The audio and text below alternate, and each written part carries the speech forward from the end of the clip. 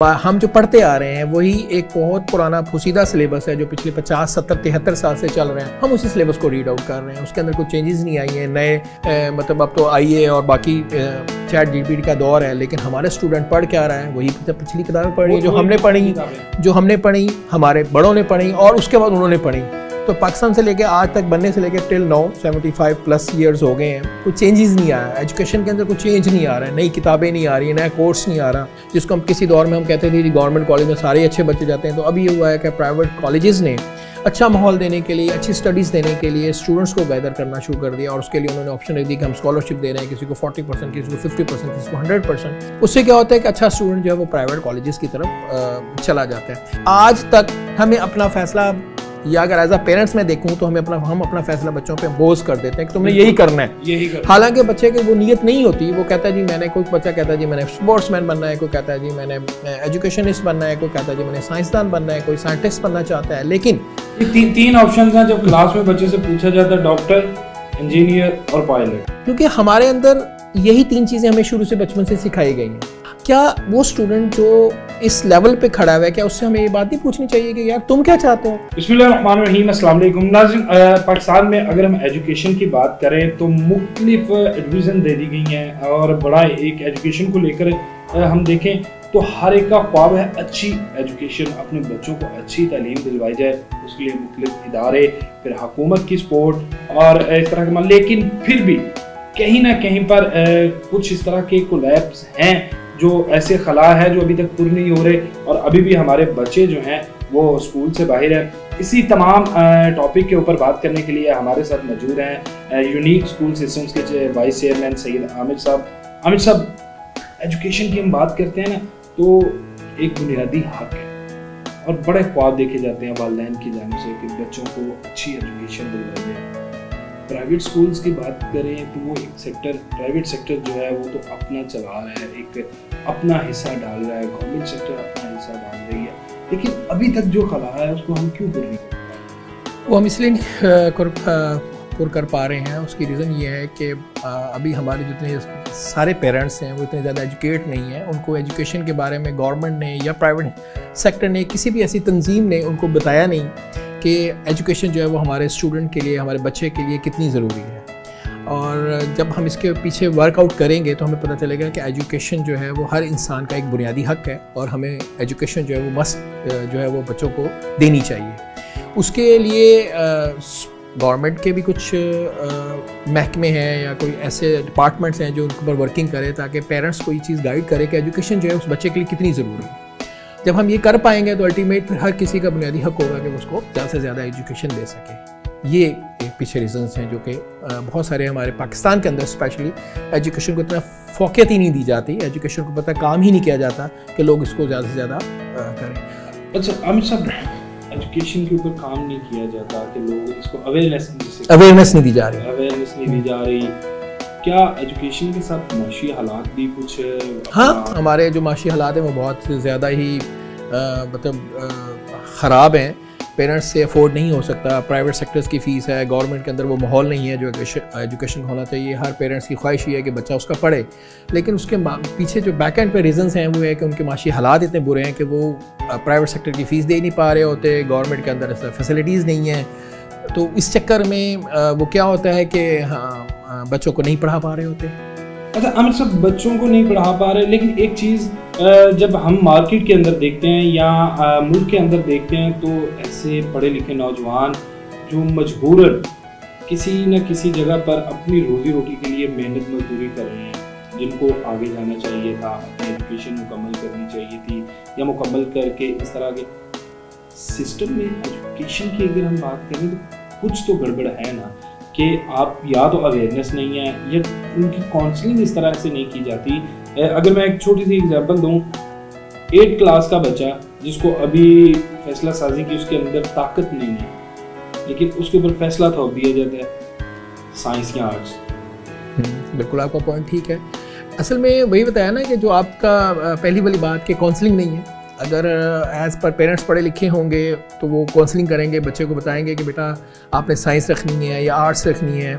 उसके अलावा हम जो पढ़ते आ रहे हैं वही एक बहुत पुराना फुसीदा सिलेबस है जो पिछले 50, 70, 73 साल से चल रहे हैं। हम उसी सिलेबस को रीड आउट कर रहे हैं, उसके अंदर कोई चेंजेस नहीं आई हैं। नए मतलब अब तो आईए और बाकी चैट जीपीटी का दौर है, लेकिन हमारे स्टूडेंट पढ़ क्या रहा है वही पिछली किताबें पढ़ रही है जो हमने पढ़ी, हमारे बड़ों ने पढ़ी और उसके बाद उन्होंने पढ़ी।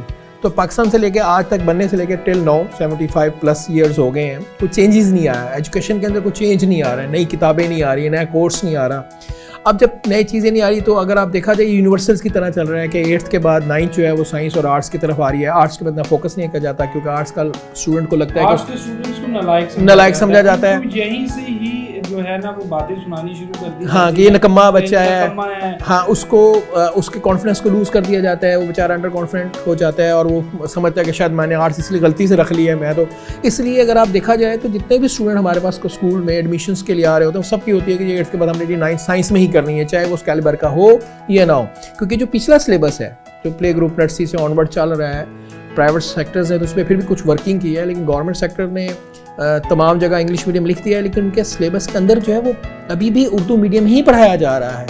अब हम बहुत सारी चीज़ों में अपने इंग्लिश में आ गए हैं। हमारी मैथ्स है उसके अंदर प्लस माइनस की जगह आज भी प्लस माइनस हम जो यूज़ करते हैं, लेकिन वो पुराना हाँ प्लस माइनस आ गया। लेकिन वो अगर देखा जाए तो जमा तफरीक बच्चों को पता ही नहीं है, लेकिन सिलेबस के अंदर जमा तफरीक का कॉन्सेप्ट आया हुआ है। तो इस वजह से जो है वो हम अपने जो हमारे बड़े हैं वो फैसला बोझ कर देते हैं अपने छोटों पे कि नहीं बस 8th के बाद साइंस ही करनी है और कोई जगह ही नहीं है, क्योंकि साइंस को ही लाइक बच्चा समझा जाता है। इसलिए हर पेरेंट्स की ख्वाहिश है कि हमारा बच्चा लाइक हो, चाहे उसे आए या ना आए, लेकिन उसे साइंस स्कोप दी जाती है उसके लिए। ये एक हमारा जो है ना समझ लें कि फॉल्ट समझ लें हमारे पेरेंट्स का ये है।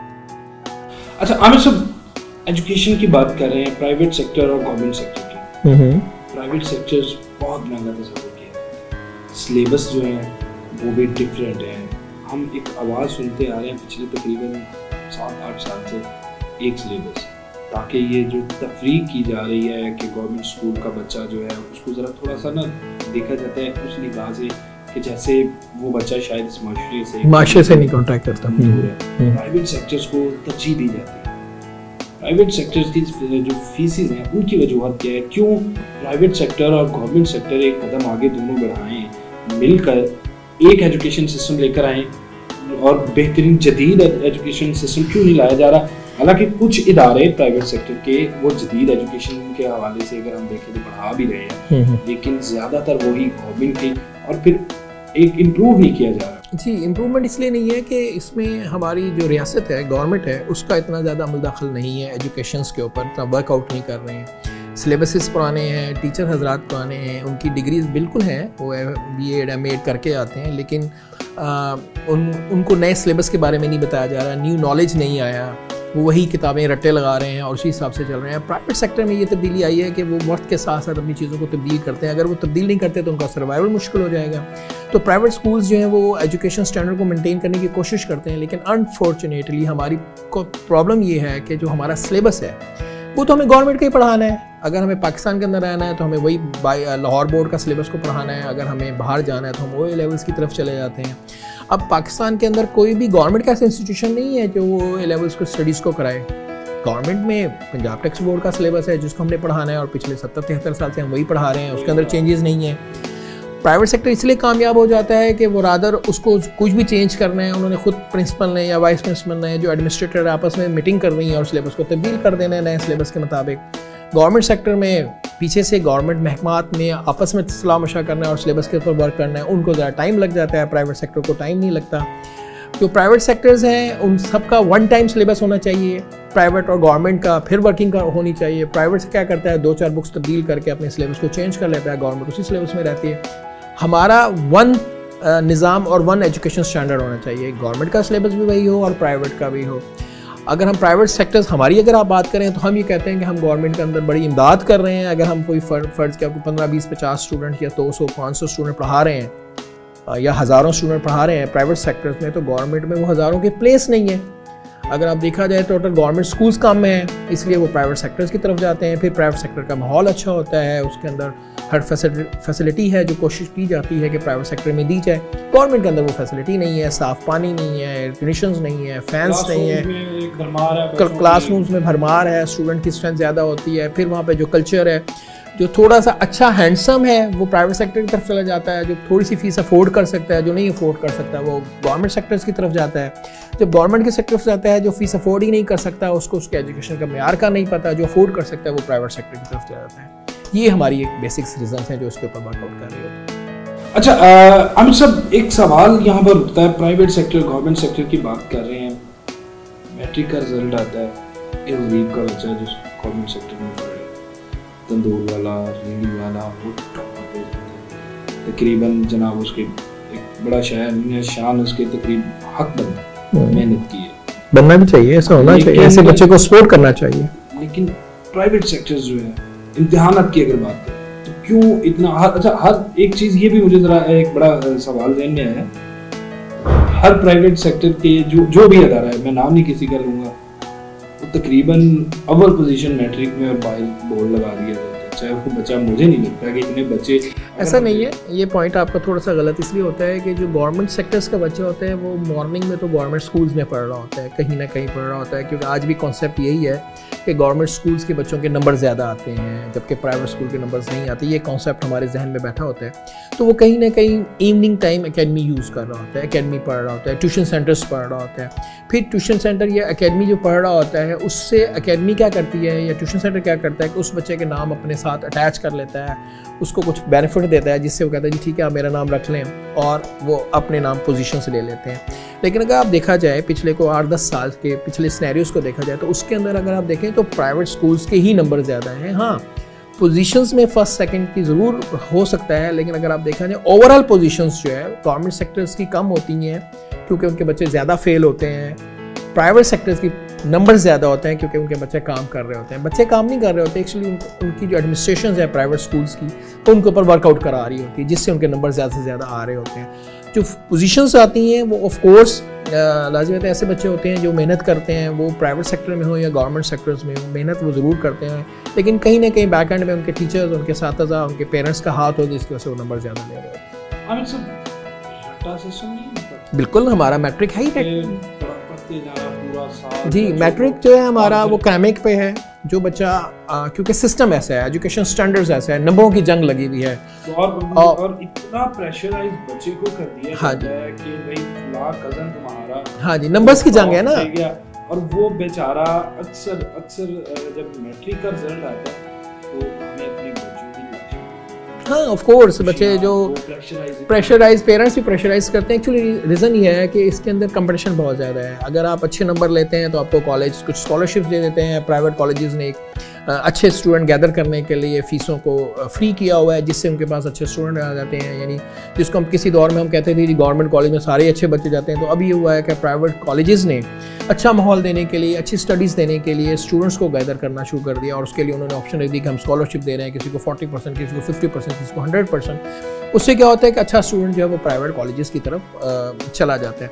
लेकिन आपका पॉइंट ये है कि जो नंबरों की जंग है, नंबरों की जंग ये है इसलिए कि हमारा सिस्टम ऐसा है कि हमें रट्टा लगाना पड़ता है, और रट्टे से ये होता है जिसको हम क्रैमिक बोलते हैं, रट्टा से ये होता है कि जी नंबर आ जाते हैं, क्योंकि आपको पता है कि नंबर ऑफ डिवीजन यही है, मार्क्स की जंग लगी हुई है, स्टूडेंट के अंदर रादर चेंज नहीं आ रहा, सिलेबस में चेंज नहीं आ रहा, टीचर्स भी, पेरेंट्स भी कहते हैं कि हमें तो नंबर चाहिए, जैसे मर्जी लें, जो मर्जी तरीका इख्तियार करें, दिन रात पढ़ें ना पढ़ें, MCQs क्वेश्चन करें ना करें, हमें तो नंबर चाहिए। टीचर्स भी यही कहते हैं, स्टूडेंट्स भी यही कहते हैं हमें नंबर चाहिए, छोटे बहन भाई भी यही कहते हैं, कजन्स भी यही कहते हैं कि बच्चे को प्रेशर दिया होता है, एक उसको प्रेशर ब्लू में डाला होता है कि उसे नंबर्स पे नंबर्स ही लेने हैं, जिसकी वजह से ये होता है कि स्टूडेंट प्रेशर में आता है, जिसके नंबर नहीं आते वो खुदकुशी और इस तरह की तरफ चला जाता है, जिसके नंबर आते हैं वो खुश हो जाते हैं।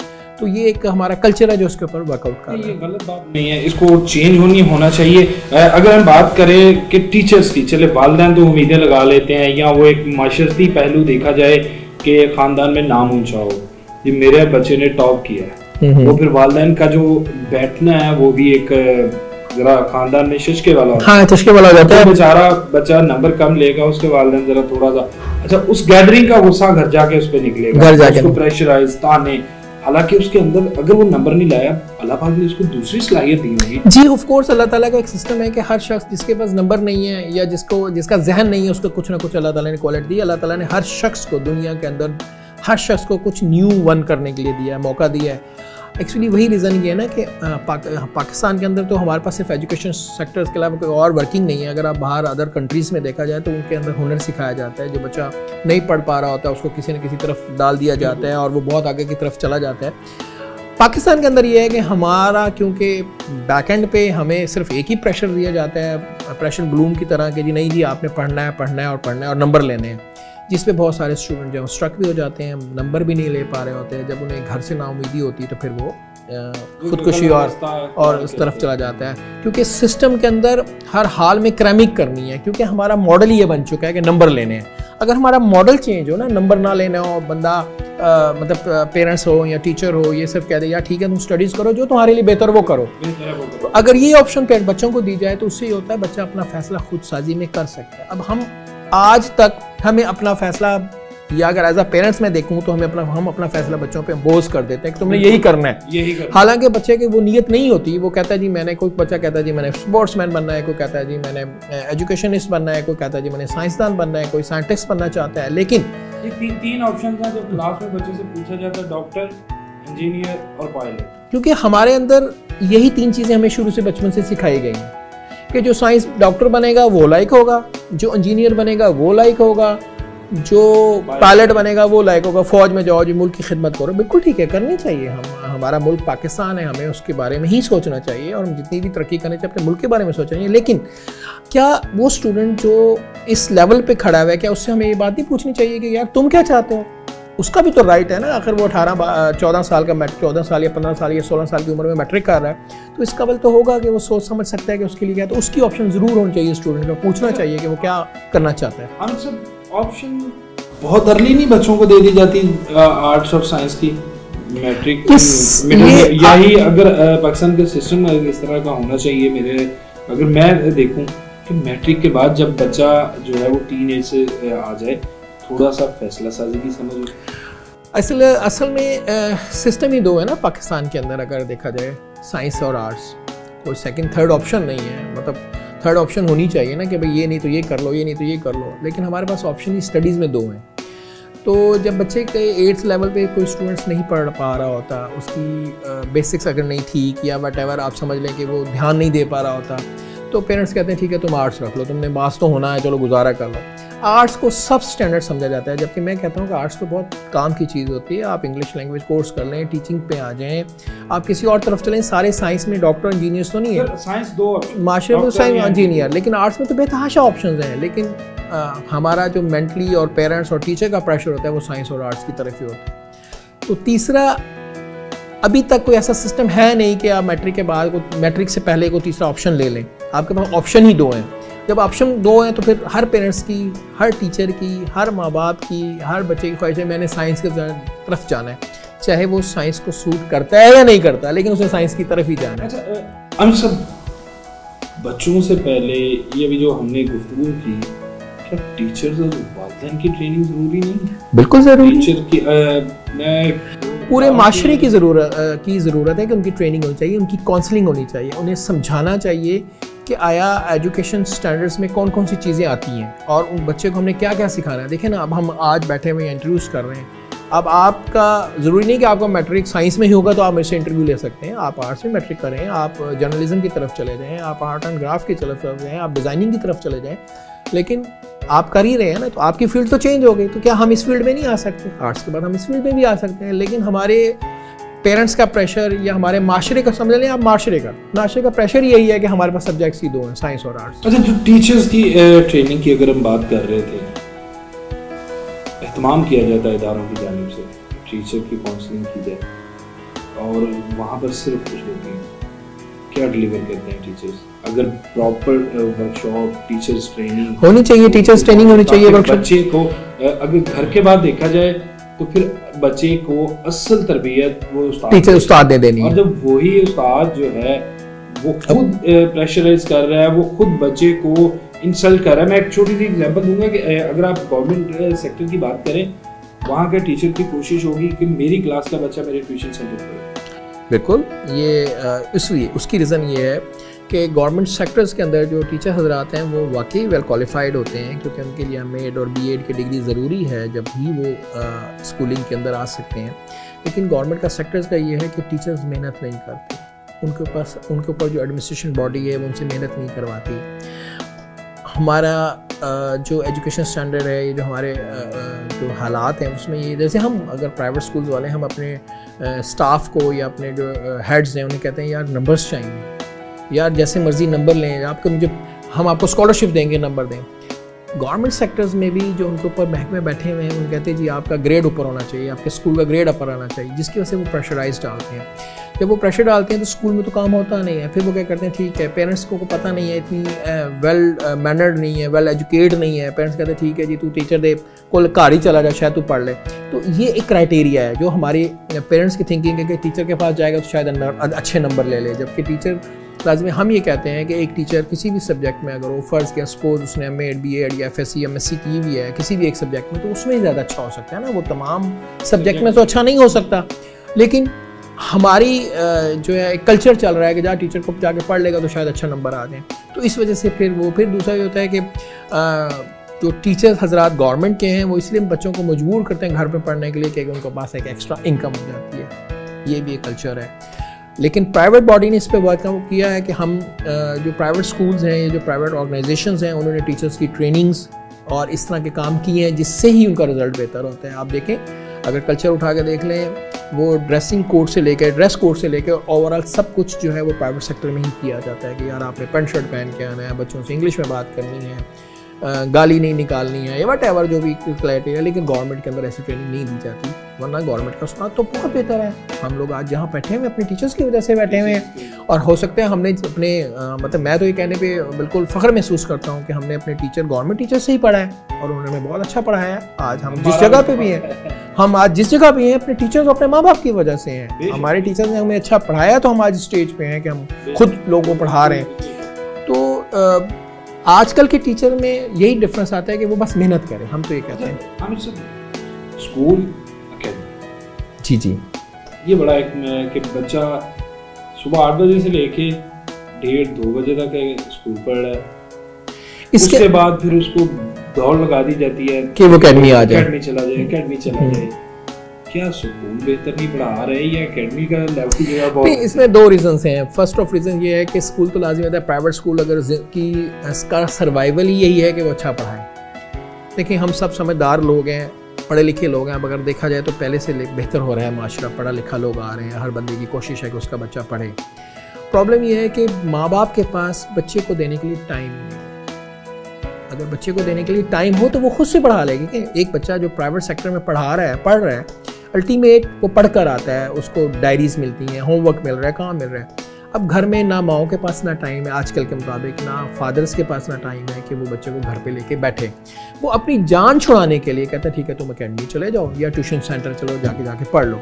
वो ये होता है कि जब ट्यूशन सेंटर और अकेडमी जाता है वो स्कूल का होमवर्क भी कर आता है और थोड़ा बहुत काम करके आ जाता है। यानी आप दूसरे लफ्ज़ों में कह देंगे हम आजकल के माँ बाप के पास अपनी औलाद को पढ़ाने के लिए टाइम ही नहीं है। अगर वो टाइम हो तो फिर कोई ज़रूरत नहीं है किसी अकेडमी और ट्यूशन सेंटर की। प्राइवेट सेक्टर में पढ़ कर आ रहे हैं, होमवर्क सारा मिला हुआ होता है और उसको घर में आके अगर पेरेंट्स थोड़ा सा टाइम देके करवा के दें तो अकेडमीज ख़त्म हो जाएंगे।